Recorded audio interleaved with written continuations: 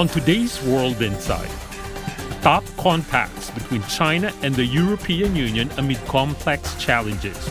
Partners, competitors, or systemic rivals? What are China and the EU to each other?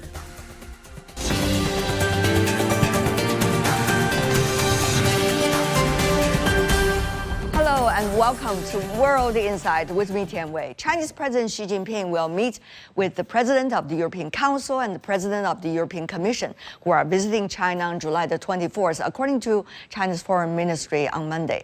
Chinese Premier Li Qiang and the two EU leaders will jointly chair the 25th China-EU Summit, with a focus on bilateral relations and global geopolitical challenges.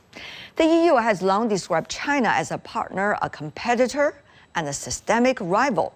But does that framework still hold today? As China and the EU enter their 50th year of diplomatic relations, what can we expect from the upcoming summit? And are their definitions of what they are to one another still apply? Time now to loop in our panelists. For more, joining us in Beijing, Wang Yiwei, Jean Monnet Chair Professor, Director of the Institute of International Affairs with Renmin University of China. In Athens, Greece, Vicky Price, international economist and former UK government advisor. In Berlin, Ulrike Bruckner, Professor with the European Studies of Stanford University, and also in London, UK, Ian Begg, Professor with the European Institute, London School of Economics and Political Science. The upcoming summit between Chinese and the EU leaders certainly attracted eyeballs around the world, especially with the backdrop of the U.S. trying to slash tariffs on most of its trading partners, including the EU, including China. Now, what about the overall nature of this relationship between China and the EU? Go to you, Professor Wang Yiwei, if you can. How is China looking at the relationship when it comes to the real nature? Well, China-EU relations, I think, are still complementary as a partner. And under the certainty world, two players as a certain player. So we should cooperate to make sure the world is making progress, not backward.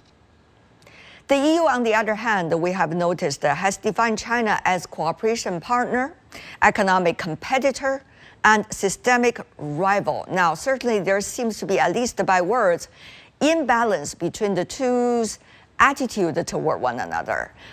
So, Ms. Price, what is your take on this? The relationship with the US is not looking very good for the EU, and of course the threat of extra tariffs are concentrating the mind very significantly. So there is no doubt that the EU is looking for other partners, trading partners. But there have been tensions, without any doubt, with China. And I think it would be really, really important if we can get some clarity as to the way forward. And I think for the EU, it matters hugely to have the ability to both export and import, as much as possible, as freely as possible, given the constraints that now exist with the US. Now, Mr. Bruckner, Professor, tell me more, because China has asked the EU, quote, to change its mentality and properly handle divergence and frictions. Now, is the nature of how the EU is looking at the EU-China relations and look at China particularly likely to change or not with the dramatically changing global backdrop? It depends on what we use as a starting point. We certainly have seen better relations, and we have certainly seen times that are not so fast changing and so pressing. So when we look at something like stable economic relations, we see a large potential. But when we look at geopolitical conflicts, everything is securitized these days, and that makes it extremely complicated to find common denominators that meet both sides' interests. Go to you, Professor Begg. Do you see, with the summit upcoming, both sides is likely to move a brick or two away just to create an ambience? Or this is exactly the moment for both sides to show that they are playing hardball toward one another? I think there is the beginning of a more constructive relationship going back to what we had previously. And the obvious explanation for this is the specter of something called Trump. both China and Europe are in the firing line for what Trump wants to do, as along with other parts of the world. And they'll be casting around to try to find answers to this, which is to try to revive the global trading system, which has been dealt many, many blows. You see this as well with the EU attempt to reset its relationship with the UK, obviously on a much smaller scale than with China, but it's an indication that the EU is looking for new ways of dealing with what I might call the Trump threat. And that threat is severe because it disrupts the Chinese economy and it disrupts the European economy. It's very important always to look at Europe not as a single entity, but to understand the tensions in individual countries, like Germany, where the car industry is severely threatened by the success of BYD and the other Chinese manufacturers. Well, of course, every country has their own economic and trade advantage. They want to amplify that within the EU policy. That is an internal struggle, I guess, every country is working right now with Brussels. Having said that, though, Mr. Price, with a common challenge such as tariffs and the U.S. uncertainties, China and the EU could walk closer toward one another when it comes to trade. Do you see signs of it? They certainly could, but the problem is, of course, that we have just seen a slight deterioration happening. The EU has put tariffs on Chinese electric vehicles, for example. There have been restrictions in terms of investment and procurement in various areas for Chinese companies.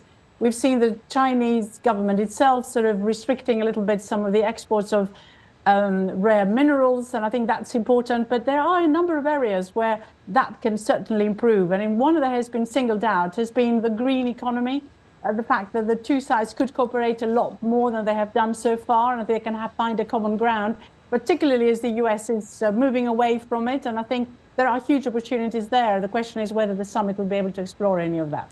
When you say future opportunities there in the green economy, which area are you specifically suggesting? Because EU's tariffs and also penalties on Chinese EV manufacturers was looked at in this part of the world as one step back away from its green agenda.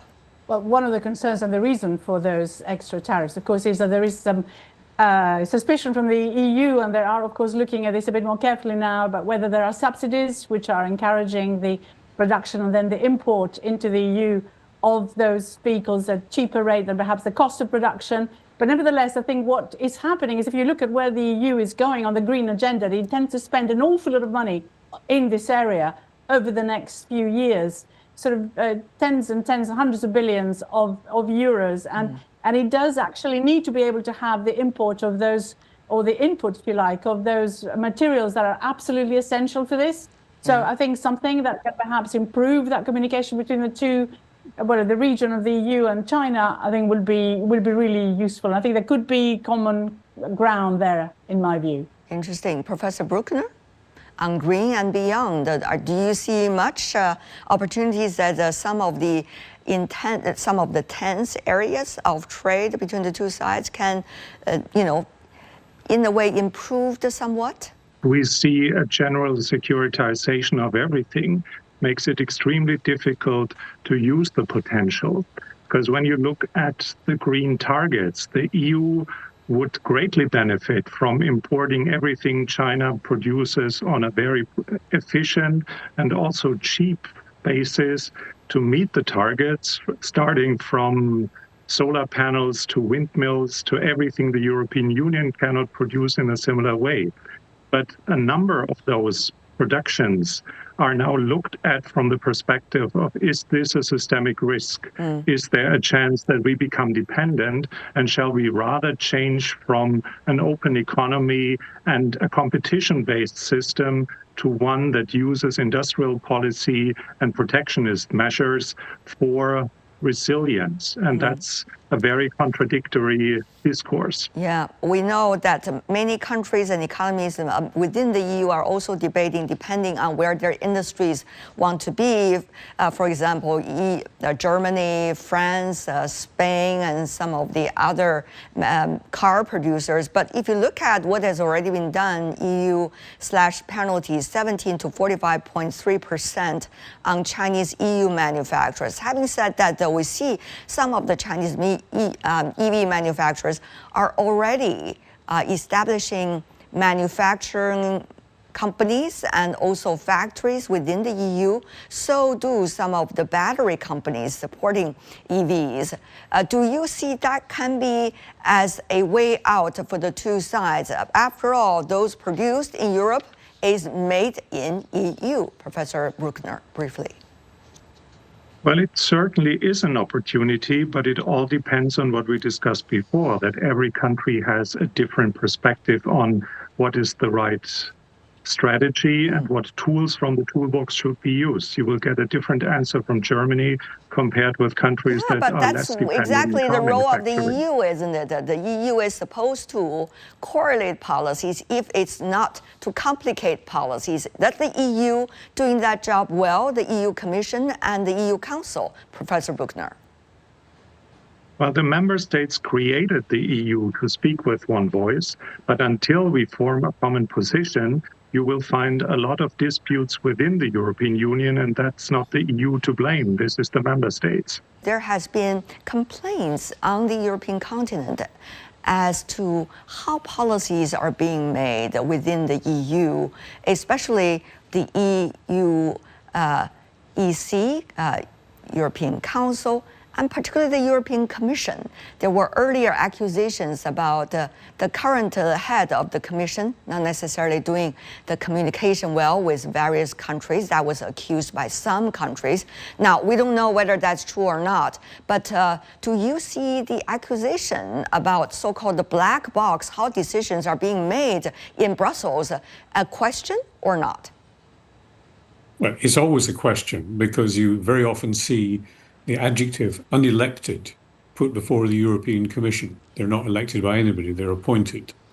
And there is a concern in Europe of what the academics refer to as a democratic deficit. There isn't a decision-making centre that relies on democratic input. But that's the way the EU has been set up. It's a technocratic entity. What it's not, and I often struggle to explain this, particularly to American audiences, is that the EU is not a federal level of government. It's a bit more than an international organization, but it's a long way less than a federal level of government, and its powers, therefore, depend very much on getting the member states lined up in the way that Professor Bruckner has already explained. This is an important feature of the EU. Right. It lacks the power to do things. And by the way, the EU, the European Commission, for example, the European Council, are now writing its own story to define itself at a critical time, I guess. Professor Wang, to you, do you see the question I asked the other three panelists, also to you, do you see there is opportunity when the summit is approaching that both parties might want to, as a result of the summit, create some ambience and some of the tense trade economic area can be loosened up and eased up, but just a little bit to create a possibility? Do you see that at all? Well, this is a 15 years anniversary of the China-EU diplomatic ties. So from the Chinese side, we need was summarize what we can get, benefit from the cooperation. So mutually benefit, and also the world benefit from the good cooperation between China and the European Union. However, there are many concerns over capacity, market access, the rare earths and the imbalance. All this because it's technically can be solved under different frameworks of the China-EU. We have 75 actually track of kind of negotiation. So this is a summit to top the long-term and strategic relations.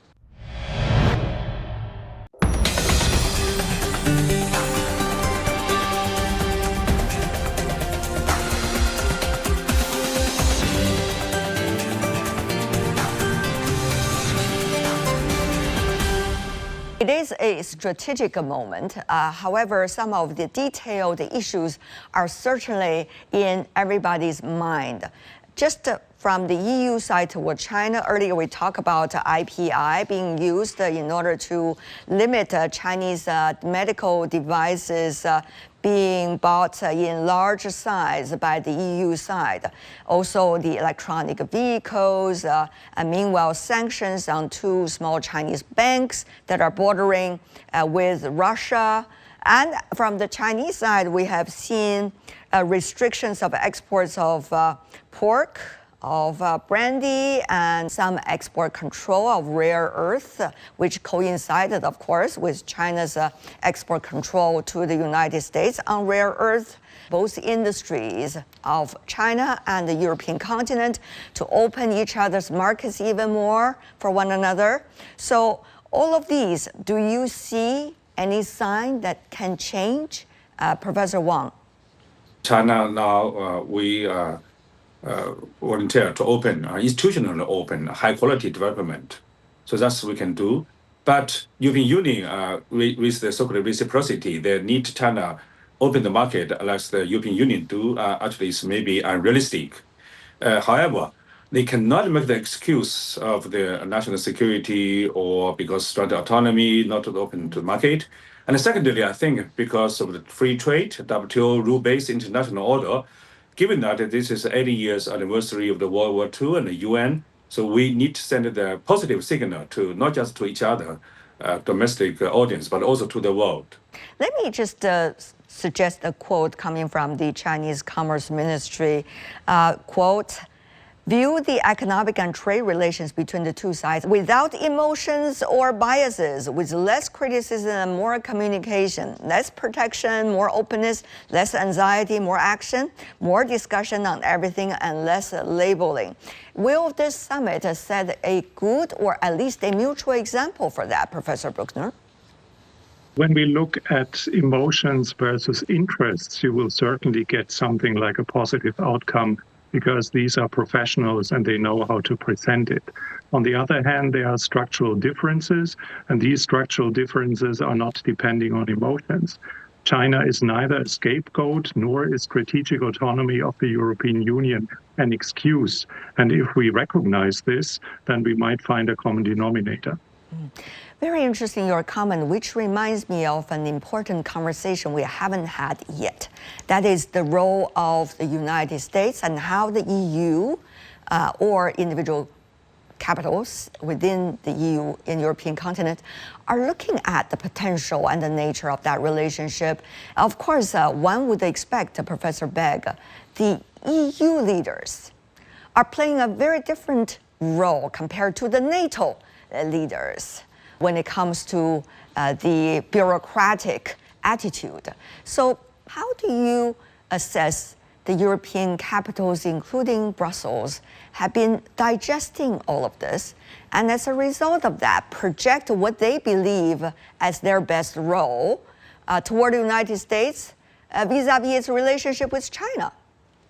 Both the European Union as a whole and individual capitals are recognizing their vulnerabilities in two respects.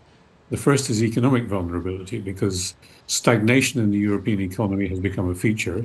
It's especially pointed in Germany, which struggled to readjust its energy mix to deal with the consequences of no longer importing Russian gas. But the military vulnerability is also there because Ukraine borders on European countries.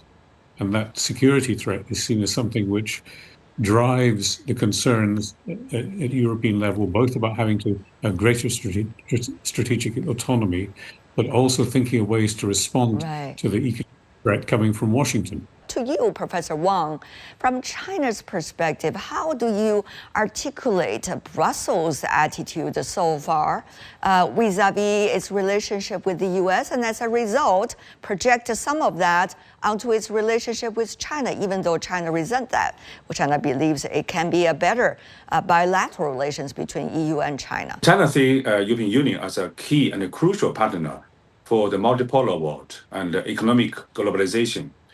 So China and the European Union should work together to resume the order of the post-World War II order, and not just any consequence or the technician concern to please President Trump at the cost of the relation with China.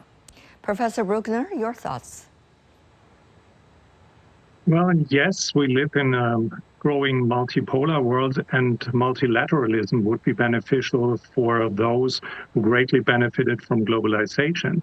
But at the end of the day, a rule-based system will be decided whose rules will be applied in the new multilateral order. And that is an important point to discuss in more detail. And it's not just a question multilateral or multipolar. But the question to follow up on that, Professor Buchner, is what were the rules that were earlier functioning since World War II? Whose rule is that? Well, of course, we are still operating under Pax Americana, and Trump seems not to have fully understood that the existing order puts America in a hegemonic position in which they structurally benefit a lot. So by destroying the system and going to something like flexing muscles and imposing sanctions as he feels like, he increases uncertainty, and uncertainty is terrible for a trust-based system as our global economy is working on. If in the future we rebuild a multilateral order, we have, of course, to recalibrate it and include the interests of the global South. We are not living in the 20th century anymore, and we have to rebuild and to make the international order more functional. Otherwise, we will miss the opportunities that we have to fix the problems of the 21st century. Very interesting. If I could, Ms. Price, read a quote coming from China's foreign minister when he earlier visited the European countries. He said both sides should join hands in addressing global challenges as climate change. And meanwhile, Ursula von der Leyen, the European Commission head, has been suggesting demonstrate the commitment and responsibilities of the EU and China to further deepen cooperation and jointly tackle climate change and other global challenges. So it sounds like what the other three panelists have been suggesting, there is hope there in terms of how the two sides, China and EU, would articulate when it comes to global governance and the world order, how both sides can contribute with the presence of the other. But do you think that can be this relatively strategic and rather abstract discussion be able to spill some happy beans to the other areas? I think it's always possible. I think what we've seen in the world is that it has become a lot more protectionist, and that is a worry. That we understand the reasons for it. Some of them have to do with security issues and concerns about, particularly given the various wars that are out there, with ensuring that also rules are being followed, so there are no sales of products, for example, which are now completely contravening, is what I believe in the EU, some of the WTO rules. So we need to just make sure that there is transparency and everyone understands what's happening. If that is the case, I mean, I'm assuming one can keep one's fingers crossed that some of the geopolitical conflicts ease, then I see no reason why there shouldn't be some agreement and closer cooperation between the various nations to ensure that trade resumes the way it should do, because we all know that trade is seriously important for the world economy, and the fact that we've seen a reduction in the intensity of trade across the world has been bad for growth, bad for the economy, and I think it's been bad for the EU, and it's been bad for China, I'm sure, because free trade makes a huge amount of sense, and of course the expectations are that the US as well, with extra tariffs, will also suffer in terms of growth. Right. There are several benchmarks, if I could mention that. First of all, this year celebrates 30th anniversary of the WTO since its founding. It has been an anchor in terms of global trade order, however, recently being much challenged, especially with this new administration in Washington. And secondly, this year also marks, as Professor Wang earlier, and some of you also mentioned, the 80th anniversary of the United Nations. Now, how is the United Nations moving forward, and how much will China and some players within the EU, together with EU, contribute to the future of the United Nations? And meanwhile, there has been the COP, there's going to be the COP30 upcoming in Brazil as well. So how much green agenda will be discussed? What roles are going to be played by which side? All these seem to be benchmarks. Now, I want to finish our conversation by asking some of you, do you see these benchmarks can be greatly taken advantage of in terms of China and the EU together? Professor Wang. Well, definitely, as I said, that China and the European Union support multilateralism, and also as a certain power, we are against any uncertainty. And also, China and the European Union, we say, represents not just two players, two forces, two markets, but also two civilizations. So how will the human civilization will be towards? This is a very mutual concern, and also the concern for the whole human being. Ms. Price, your thoughts? Well, yes. I mean, we talked about green before, and I think this is going to be one of the major issues we need to sort out for the future, including, of course, thinking about technology a little bit more. There are going to be concerns about competitiveness in various parts of the world, and the EU is really intent on becoming more competitive in this area, but it cannot do it, as we heard earlier, on its own by any means. It absolutely needs to cooperate across, both in technology, but also in terms of materials that are needed and labor and everything else that we can possibly think of. And then, of course, be spreading some of those advances to the rest of the world too, because you can't do it in isolation. So yes, I think those are very, very important areas, and they should really encourage greater cooperation to happen. If everything else that we've been talking about in this program can be sorted out as well, of course, in the foreseeable future. Yeah. Professor Bruckner? Well, all of these events that you listed are designed to find compromises and solutions. Yes. And the challenges are so pressing that we shouldn't miss the opportunities. Professor Begg? The last word is indeed opportunities. The opportunities are there, but there's also a hidden threat which we're maybe not recognizing, and that is the US not just withdrawing its support for the global system, but also defunding it. I was in Geneva recently, and I sensed the lack of morale in agencies like the World Trade Organization, the International Labour Office, the World Health Organization, because they're seeing significant cuts in budgets. And if that happens as well to the United Nations, pillars of the international system are going to be undermined for financing reasons as well as political reasons. So we have to fear that. All right. Thank you so much for the four of you joining us in this important conversation. We are looking forward to the China-EU summit. Maybe after that, we can come back again and see whether the list we provide to our audience worked or not. Thank you so much for the four of you. Thank you. Appreciate it.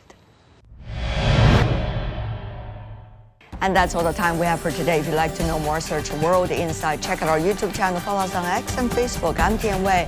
On behalf of the team, thanks for being with us, and I'll see you tomorrow. Bye for now.